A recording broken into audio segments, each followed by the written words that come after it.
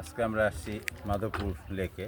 খুব সুন্দর ভিউ। এখানে একটা চা বাগান আছে এবং সঙ্গে সুন্দর একটা লেক আছে।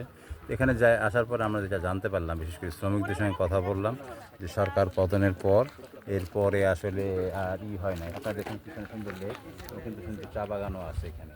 কিন্তু এখানে দুর্ভাগ্যজনক হলো যে একটা সরকারি চা বাগান ছিল, ন্যাশনাল টি, কিন্তু সরকার পরিবর্তনের পর এর মালিক এখান থেকে সরে গেছে বা অফিসার এখান থেকে চলে যাওয়ার কারণে এই গত কিছুদিন যাবৎ, প্রায় 2 মাস যাবৎ শ্রমিকরা কোনো বেতন পাচ্ছে না। আপনারা অনেকেই জানেন যে শ্রমিকদের বেতন 2 মাস না, 4 মাস বলছেন শ্রমিকরা। আপনার যেমন একজন শ্রমিকের সঙ্গে কথা বলি, ওনার সাথে কথা বলেন, যে কোনো একজন একটু কথা বলেন। আমরা এখন শ্রমিক স্যার, এটা মাধবপুর চা বাগান, কমলগঞ্জ থানা।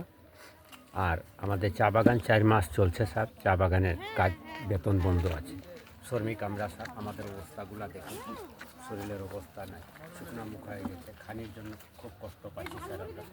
হ্যাঁ, আর এখন ব্যাপার না জানি স্যার, করলার আশীর্বাদে যে বাগানটা কখন খুলবে না খুলবে, হ্যাঁ, আর মালিক কখন আসবে, এটা আমাদের জানা নাই স্যার। ধন্যবাদ।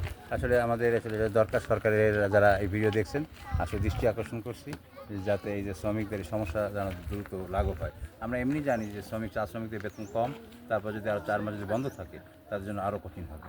তা আমরা আশা করি যে সরকার দ্রুত ব্যবস্থা নেবে। ধন্যবাদ।